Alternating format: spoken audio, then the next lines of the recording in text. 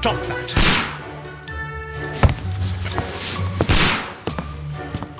You are utterly mad.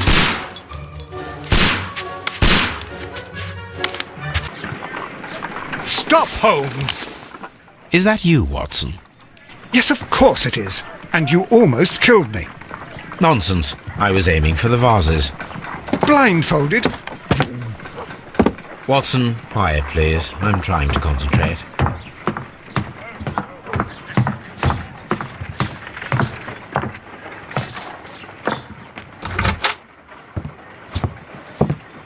Ah, Lestrade. What is it this time? He can see me. Well, here it is, and it's a good one, Mr. Holmes. A gentleman by the name of Peter Carey, also known as Black Peter, has been murdered. A sailor, most probably. What happened here? Oh, Mr. Holmes, how could you? It's the only exercise I've had all week. A grateful client from Limoges sent me a vase collection this morning. I couldn't think of a better use for it. You're out of your mind. I missed 4 out of 10. Given you were blindfolded, that was very good. Can I have a try? Am I the only sane one here? I suppose that Watson is right, Inspector. A little brain work would be preferable now. Do please tell us more about Black Peter. Peter Carey, born in 1845 and 50 years old. An ambitious sort, he achieved much success in seal and whale hunting around Scandinavia. Retired in 1884 with a small fortune. He invested his money in a property called Woodman's Lee, near Forest Row in Sussex. It was where he lived for 6 years, and where he was found dead yesterday. Has the investigation already begun? Yes and no. In fact, this crime is so mysterious that I would prefer you to join me down there. Give me half an hour to prepare, Inspector. Take your time and join me there. I have to go through the yard first. The merry men struck again. What have they done this time? They robbed a powder reserve. I'll meet you at Woodman's Lee, Mr. Holmes. I should help Mrs. Hudson here. I also have several appointments that I must keep this afternoon. I shall go alone, then.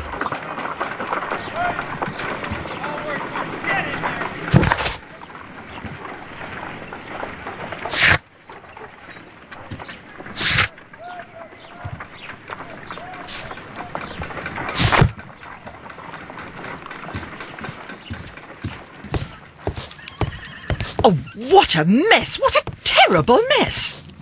This is where I keep my post.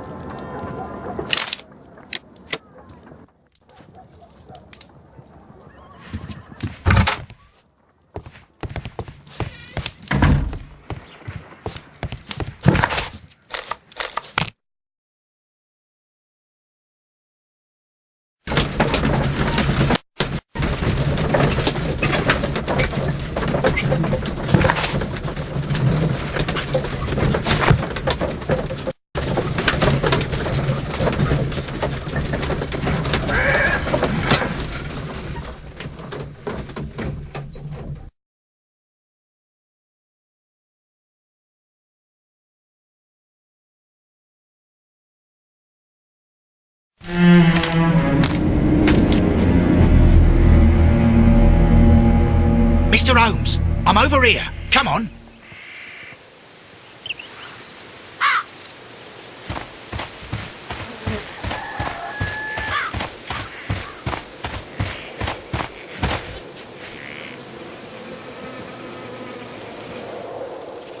Inspector Lestrade, when will you remove my husband's body? It's sacrilegious to leave him here like this. As soon as we can, Mrs. Carey, I assure you. Allow me to introduce you to Mr. Sherlock Holmes. He's a detective. No doubt you've heard of him. I'll wait for you in front of the cabin, Mr. Holmes. My condolences, Mrs. Carey. Thank you, Mr. Holmes. Do you remember at what time you found your husband's body? In the morning, at around 7 o'clock, I noticed the cabin door was open. But I didn't go in to take a look, for I knew my husband would not have liked it. At around 10 o'clock I dared to glance in through the door and... oh dear. Madam, can you tell me if you saw or heard anything unusual upon the night of the murder? At 2 o'clock in the morning I heard a terrible scream. But I thought nothing of it then. He would scream all the time when he was drunk. Was your husband accustomed to receiving visitors? Oh, no, I don't think so. I mean, he didn't really have many friends. We lived quite an isolated life here, after his retirement. Can you please tell me what occurred on the evening of the murder? Well, Peter got drunk in the evening. He was in such a terrible temper. Usually, whenever that happened, he'd stay all night drinking in his cabin before passing out.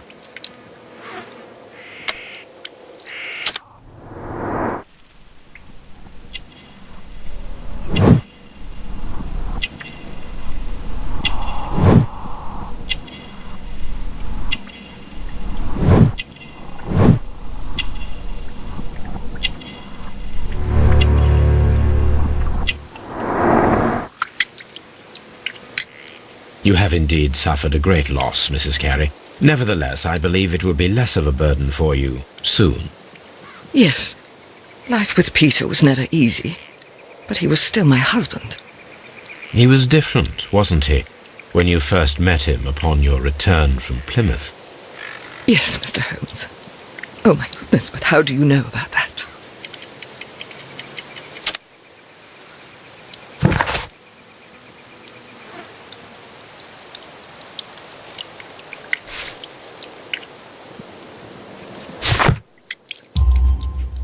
You undertook a pilgrimage to the Cathedral of Santiago de Compostela when you were young.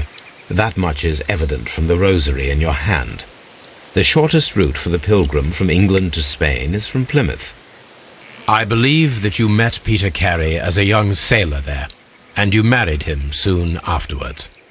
That is indeed what happened, Mr. Holmes. How extraordinary. Thank you, madam.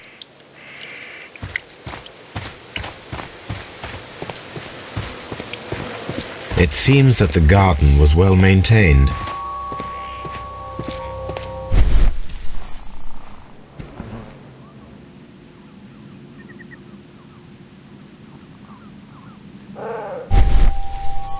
These footprints appear to be quite large.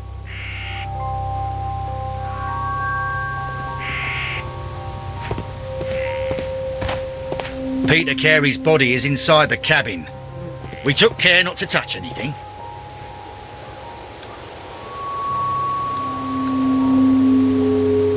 The door is locked. Wait just a moment, Mr. Holmes, and I'll open it. I locked it yesterday to ensure that no one should enter the cabin and tamper with the evidence. Ah, good thinking. Hello, hello, hello. What is it, Lestrade? It seems to me that someone has tried to force it, Mr. Holmes. Let me see.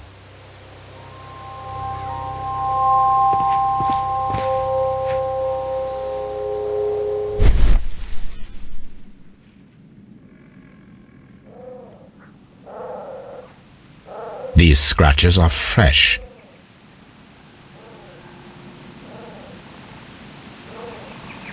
You're right. Someone tried to force open the door. I swear these scratches were not here yesterday. Our mysterious visitor came here last night. Well, he's not the man for the job. This lock is not a difficult one. Perhaps he did not have the right tool.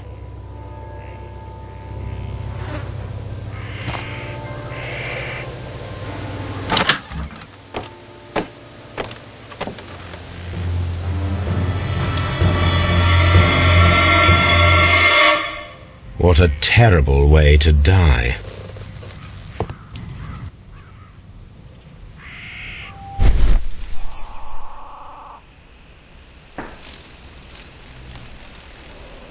This place is not covered with dust, like the rest of the shelf.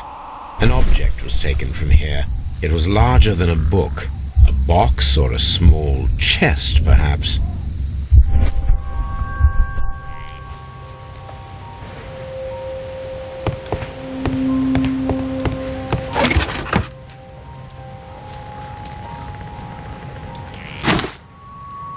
Peter Carey's boots. They look to be a size 8.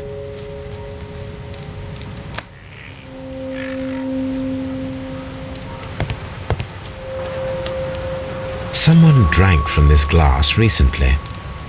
Rum, a sailor's drink. It seems that Captain Carey was enjoying a drink before he met his death. The initials PC have been crudely burned. A sailor's work.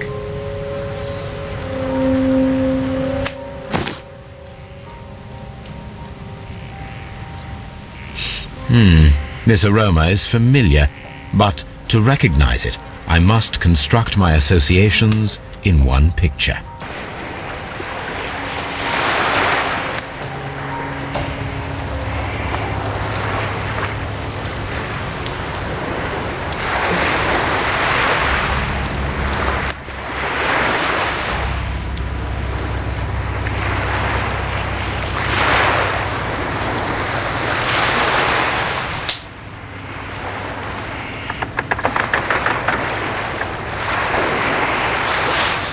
Yes, this is a coarse tobacco, quite strong and very popular among sailors.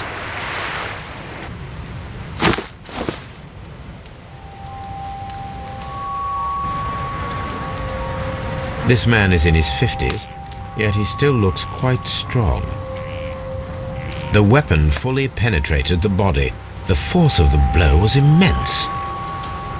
Peter Carey was fully dressed. He was not caught by surprise. It is possible that he knew his murderer. Peter Carey was impaled to the wall by a whaling harpoon.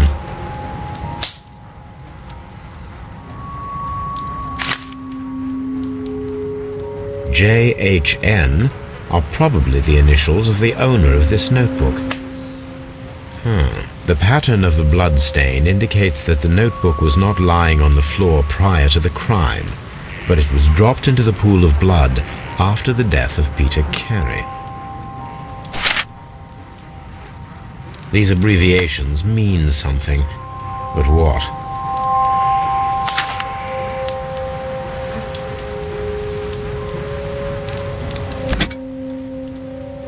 This wooden handle is plain and solid. This blood is from the pool underneath the dead body. Peter Carey tried to defend himself with this knife, but he did not succeed.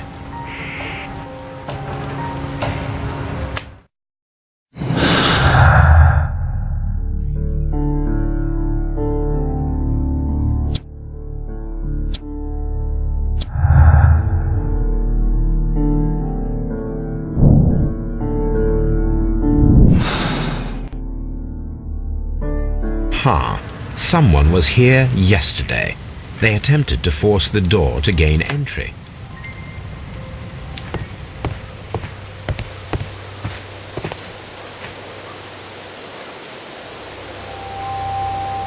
Well, Mr. Holmes, what do you think? I think that we are lucky. And why is that? Because of last night's attempted break-in.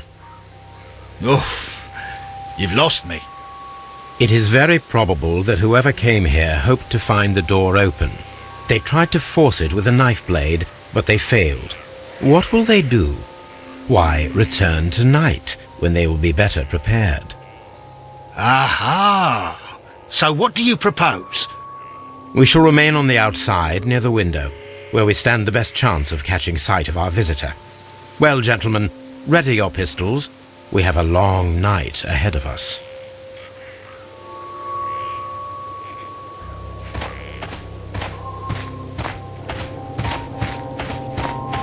This looks like the perfect hiding.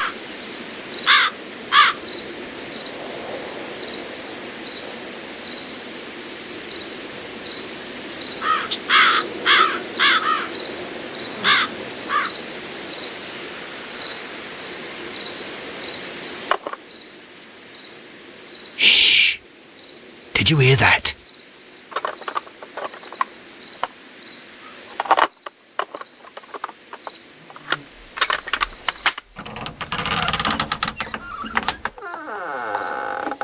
There's someone there.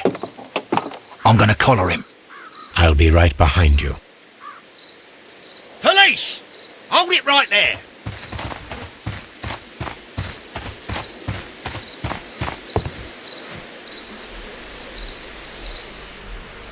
All right, my fine fellow. Who are you and what are you doing here? You're detectives, I suppose. You imagine that I'm connected with the death of Captain Carey. I assure you I'm innocent. Innocent? And what are you doing in his cabin? Shall I tell you? You came to retrieve what you had lost after killing Peter Carey, but we were here waiting for you. What is your name? John Hopley Nelligan, but I didn't... Do you deny that you came here yesterday? No, but yes, it's just that I couldn't... I'm tired of this. Off we go to the yard. Tomorrow, I'll see that you're put in front of the judge. What? But you can't! I'm not... It's a terrible mistake! Enough. You can explain all of that to the judge. You're coming with me to the yard. But... In light of recent events, it seems evident that your coming here was unnecessary. All the same, I'm very grateful to you, Mr. Holmes. You are welcome, Inspector, but please don't be too hard on our young fellow. I would like to question him tomorrow morning.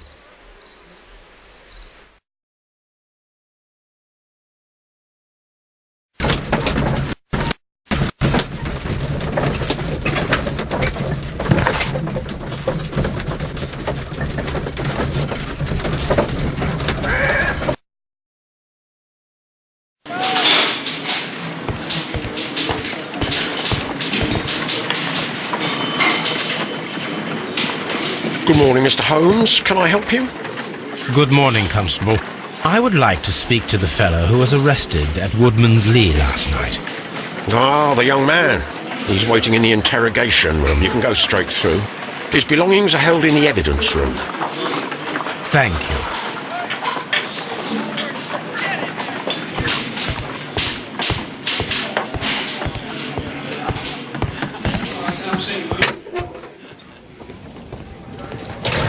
These are the suspect's belongings.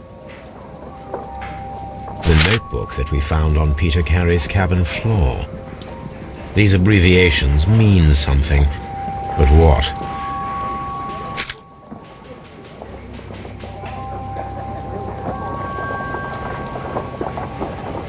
From R. Dawson.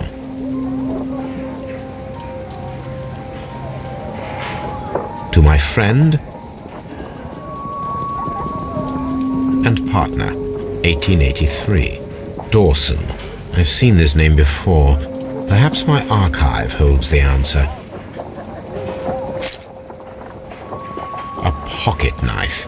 It was used to force the door of Peter Carey's cabin. A handkerchief with the initials J.H.N.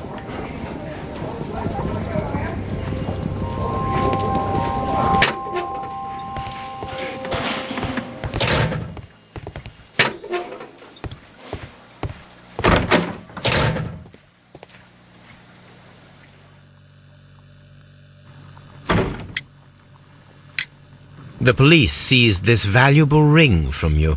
Whose is it? I didn't steal it from anyone. It has always belonged to me.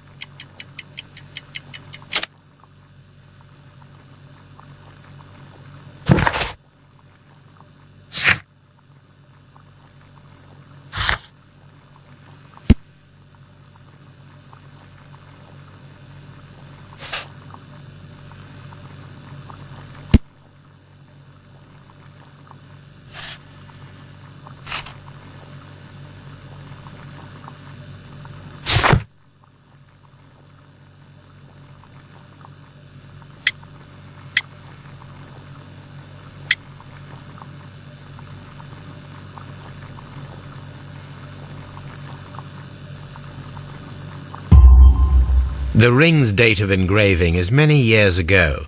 You would have been a child then, hardly in any position to receive such an item from a partner. Does this notebook belong to you? Yes. But where did you find it? I did not know... I thought I'd lost it at the hotel. What do these abbreviations mean?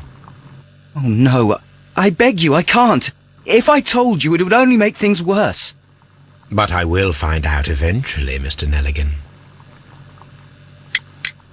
The sea knife was found near Carey's body. Tell me, Mr. Nelligan, did Mr. Carey try to defend himself or to attack you with it? I don't know.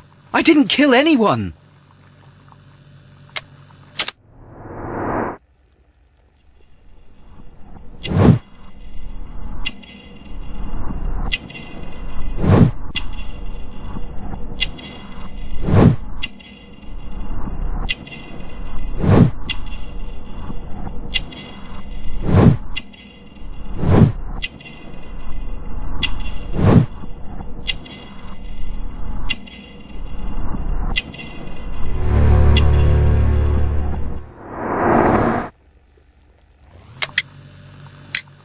So, Mr. Nelligan, who is the true owner of the ring?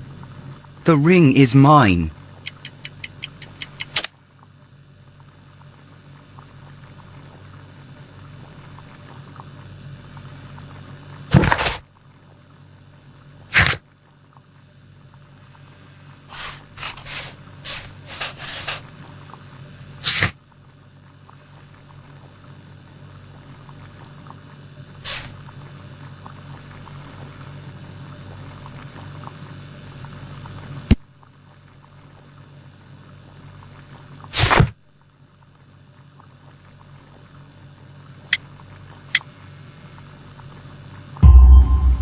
No, Mr. Nelligan.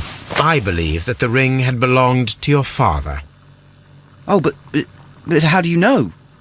The jacket you are wearing is made of an expensive fabric that only a man of exceptional wealth could afford. You do not seem to me to be a rich man, Mr. Nelligan. Furthermore, the garment is ill-fitting. It is quite clear that it belonged to someone else, most probably your father. With your father gone and taking with him the family's wealth, as a little boy you had to find yourself a manual job, and it was most probably cleaning fish. You cut your hands often while working. I can tell from the scars. I'm speechless, Mr. Holmes. It all happened exactly as you say. Well, I will see you soon, young man. Please, let me go. I'm innocent.